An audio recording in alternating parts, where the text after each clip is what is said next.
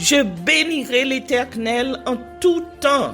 Ses louanges seront toujours dans ma bouche.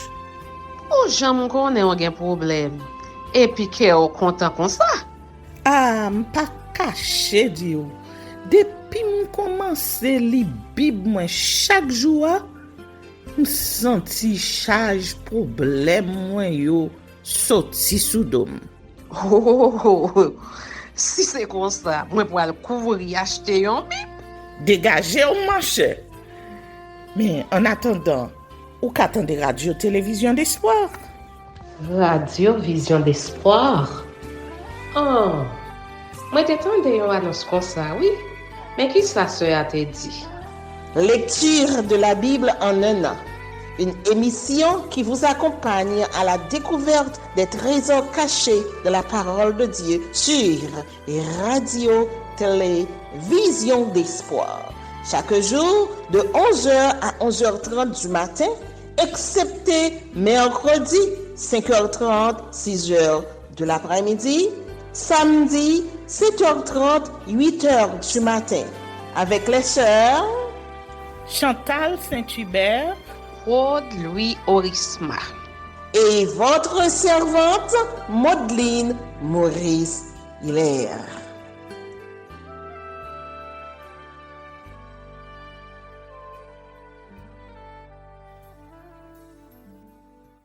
Saint-Esprit de Dieu, fais-nous la grâce de jouir de ta présence durant cette lecture qui enseigne, convainc, corrige, instruit et qui sauve. Au nom de Jésus. Amen. Les 4 chars. Zacharie chapitre 6. Je levai de nouveau les yeux et je regardai. Et voici, 4 chars sortaient d'entre 2 montagnes, et les montagnes étaient des montagnes d'airain. Au premier char, il y avait des chevaux roux, au second char, des chevaux noirs, au troisième char, des chevaux blancs, et au quatrième char, des chevaux tachetés rouges. Je pris la parole et je dis à l'ange qui parlait avec moi, « Qu'est-ce, mon Seigneur ?» L'ange me répondit, « Ce sont les 4 vents des cieux qui sortent du lieu où ils se tenaient devant le Seigneur de toute la terre. Les chevaux noirs attelés à l'un des chars se dirigent vers le pays du septentrion, et les blancs vont après eux. Les tachetés se dirigent vers le pays du midi. Les rouges sortent et demandent à aller parcourir la terre. L'ange leur dit, allez, parcourez la terre. Et ils parcoururent la terre. Il m'appela et il me dit, vois, ceux qui se dirigent vers le pays du septentrion font reposer ma colère sur le pays du septentrion. Promesse de restauration du temple. La parole de l'Éternel me fut adressée en ces mots. Tu recevras les dons des captifs, Eldaï, Tobija et Jedaéja. Et tu iras toi-même ce jour-là. Tu iras dans la maison de Josias, fils de Sophonie, où ils se sont rendus en arrivant de Babylone. Tu prendras de l'argent et de l'or, et tu en feras des couronnes que tu mettras sur la tête de Josué, fils de Jotsadak, le souverain sacrificateur. Tu lui diras, ainsi parle l'Éternel des armées, voici un homme dont le nom est Germe, germera dans son lieu et bâtira le temple de l'Éternel. Il bâtira le temple de l'Éternel, il portera les insignes de la majesté. Il s'assiera et dominera sur son trône, il sera sacrificateur sur son trône, et une parfaite union régnera entre l'un et l'autre. Les couronnes seront pour Élem, Tobija et Jedaéja. Et pour Hen, fils de Sophonie, un souvenir dans le temple de l'Éternel. Ceux qui sont éloignés viendront et travailleront au temple de l'Éternel. Et vous saurez que l'Éternel des armées m'a envoyé vers vous. Cela arrivera si vous écoutez la voix de l'Éternel, votre Dieu. Amen.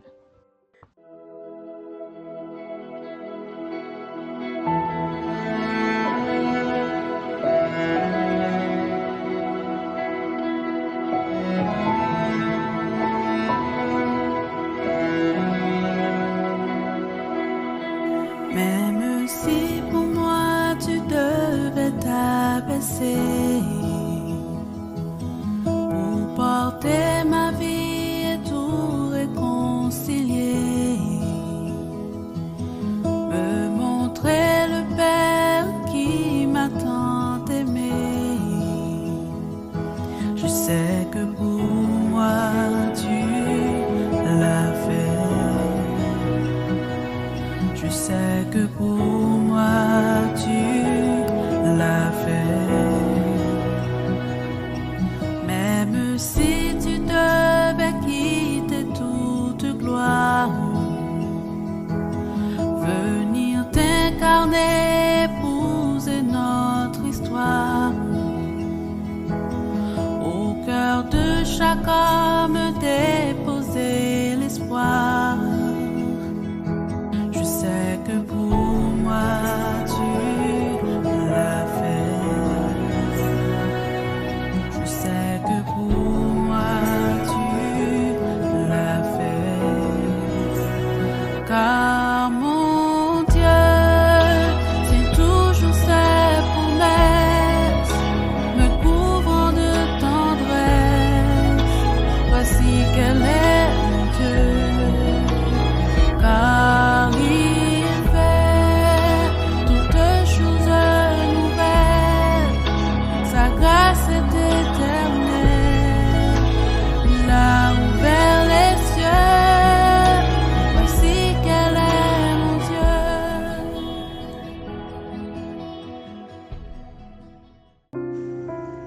Je vous salue au nom de notre Seigneur Jésus-Christ.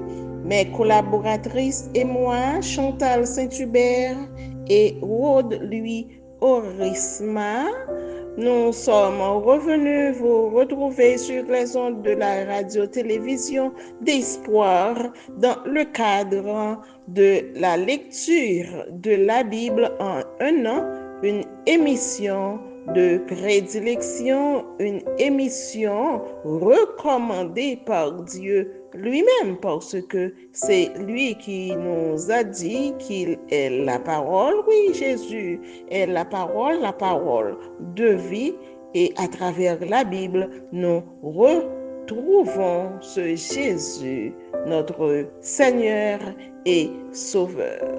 Je suis sûre que dans la parole de Dieu, nous avons ensemble découvert beaucoup de trésors dès le commencement jusqu'au point où nous sommes parvenus.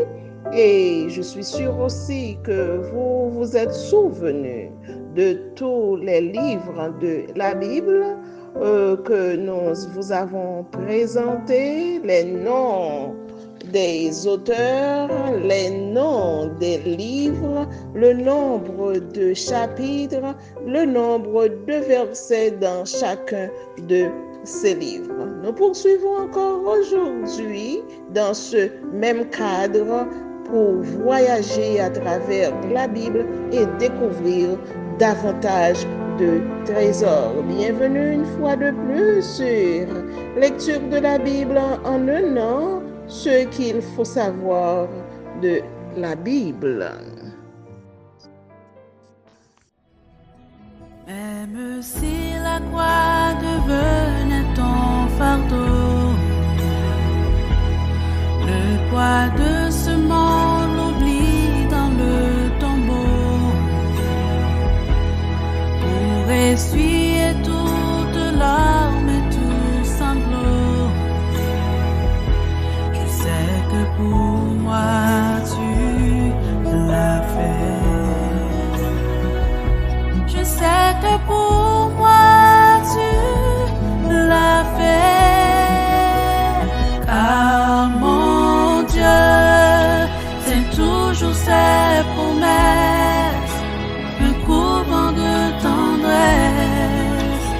voici qu'elle est mon Dieu, car il fait toutes choses nouvelles, sa grâce est éternelle, il a ouvert les cieux, voici qu'elle est mon Dieu.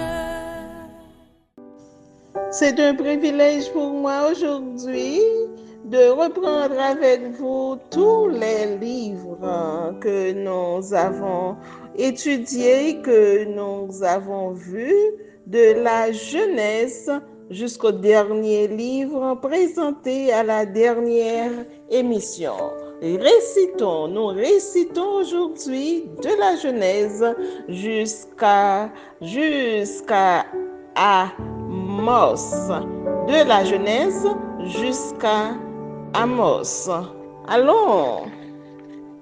Genèse, Exode, Lévitique, Nombre, Deutéronome, Josué, Juge, Ruth, 1 Samuel, 2 Samuel, 1 roi, 2 rois, 1 chronique, 2 chroniques, Esdras, Néhémie, Esther, Job, Psaume, Proverbe, Ecclésiaste, Cantique des Cantiques, Ésaïe, Jérémie, Lamentation de Jérémie, Ézéchiel, Daniel, Osée, Joël, Amos.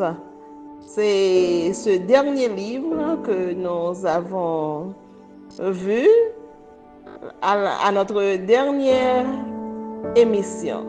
Et aujourd'hui, nous allons vous présenter l'introduction de 2 nouveaux livres. Oui, l'introduction de 2 nouveaux livres. Il s'agit de Abdias et Jonas. Oui, il y a encore des trésors cachés dans ces 2 nouveaux livres, Abdias et Jonas. Abdias contient 1 chapitre et Jonas contient 4 chapitres. Abdias, 1 chapitre, 21 versets et Jonas, 4 chapitres, 48 versets. Je vous laisse en compagnie de Rodlui Orisma qui va vous présenter l'introduction de ces 2 nouveaux livres,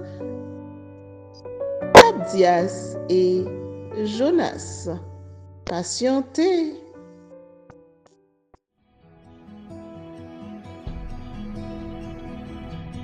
Même si ta vie devait être oubliée,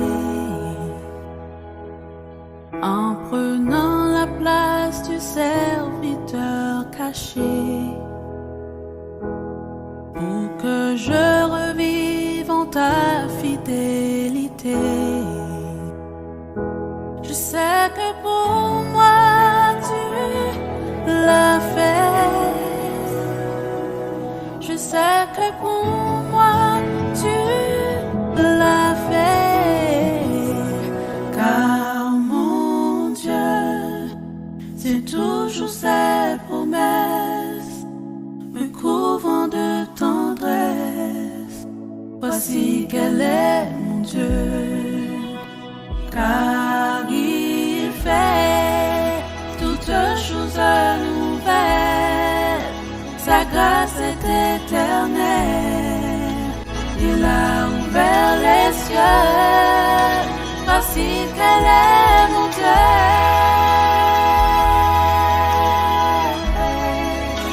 Voici qu'elle est mon Dieu. Oh, oh, oh. Voici qu'elle est mon Dieu.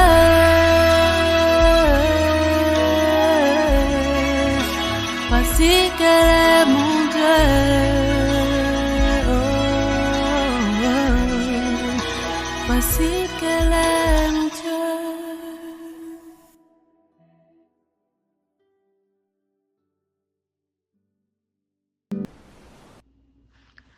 Introduction au livre d'Abdias. Intitulé Abdias, serviteur de Dieu. C'est le livre le plus court de l'Ancien Testament. Aucune indication ne nous est donnée sur la personne du prophète ou sur l'époque où le texte a été écrit.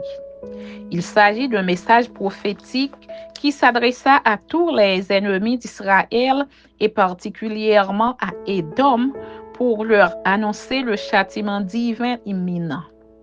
Dans ce livre, l'auteur s'adresse aussi à ses compatriotes déportés à Babylone après la destruction du royaume de Juda. Le livre a 3 articulations. L'annonce du châtiment d'Édom, Ésaïe, versets 1 à 9, suivi de l'indication des causes du châtiment, versets 10 à 16, à savoir l'attitude d'Édom à l'égard d'Israël.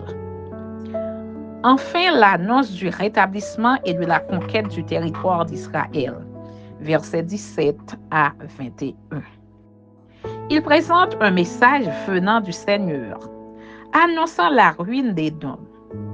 En effet, lors du siège et de la destruction du royaume de Juda, les Édomites voisins d'Israël s'étaient évertués à aider les Babyloniens. Ils avaient même participé au pillage, bref, à leur départ en exil. Le message du prophète laisse cependant une note d'espoir. Israël prendra sa revanche sur Édom. Même les territoires voisins seront reconquis. En somme, dit Abdias, à l'Éternel appartiendra le règne. Le livre d'Abdias présente les nations comme ne devant pas se réjouir quand l'Éternel châtie son peuple. Les ennemis du peuple de Dieu seront aussi châtiés et l'Éternel réconfortera les siens. En somme, Dieu aura le dernier mot et viendra juger tous les peuples.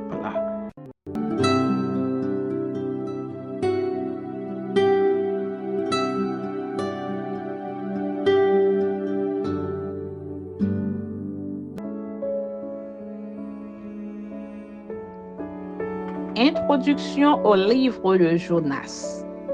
Ce livre est intitulé Jonas, Colombe, du nom d'un prophète missionnaire malgré lui. Il raconte les aventures de cet homme de Dieu parti d'Israël vers Tarsis et de la mer vers Ninive. C'est un récit plein d'humour et signe de l'amour du Dieu du ciel et de la terre, à qui personne ne peut échapper et devant qui nul ne peut se dérober. Ce livret renvoie à un personnage bien réel, celui de Jonas, fils d'Amittai.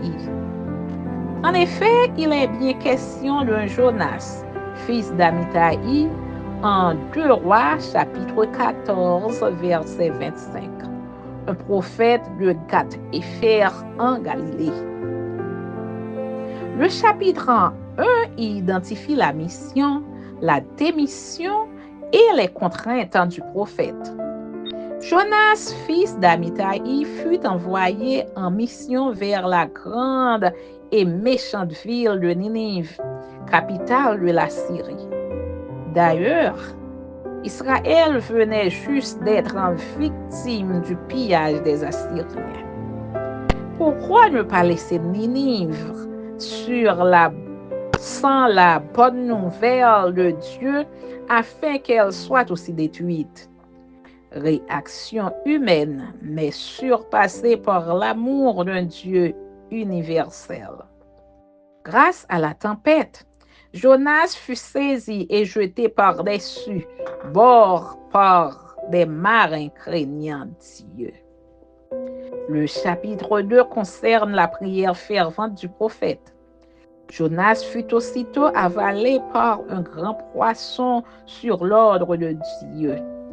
Au lieu d'essayer de fuir Dieu, le prophète le pria. L'Éternel exauça sa prière et ordonna au poisson de le vomir à terre.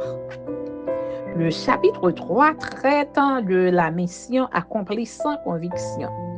Jonas connaissait la miséricorde de son Dieu qui est prêt à pardonner. Que faire?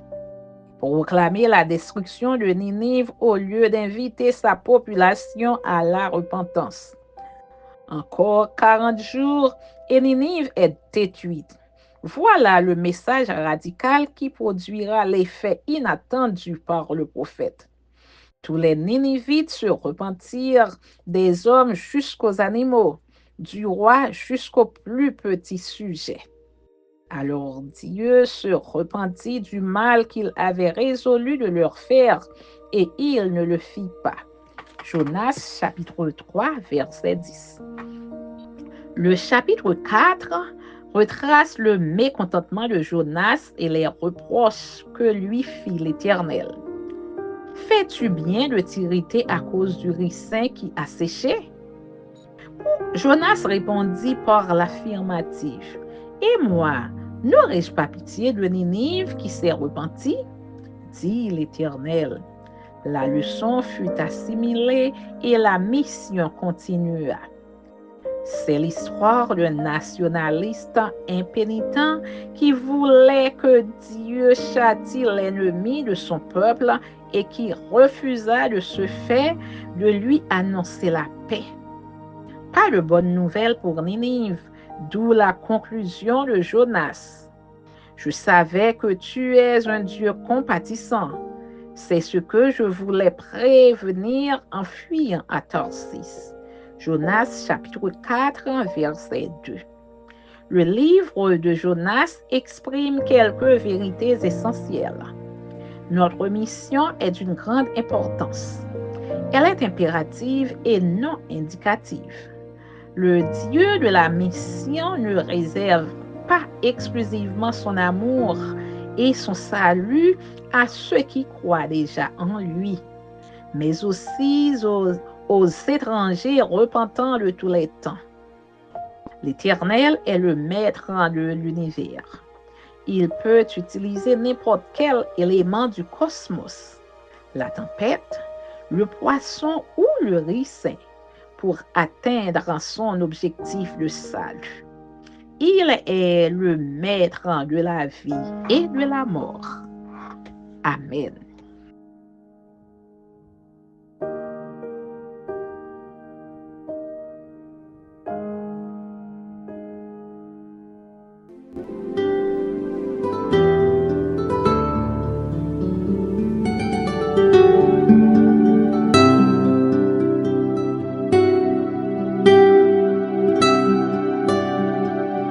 Merci Seigneur de nous donner le discernement dans la lecture de ta parole, que nous y prêtions attention afin d'appliquer notre cœur à la sagesse.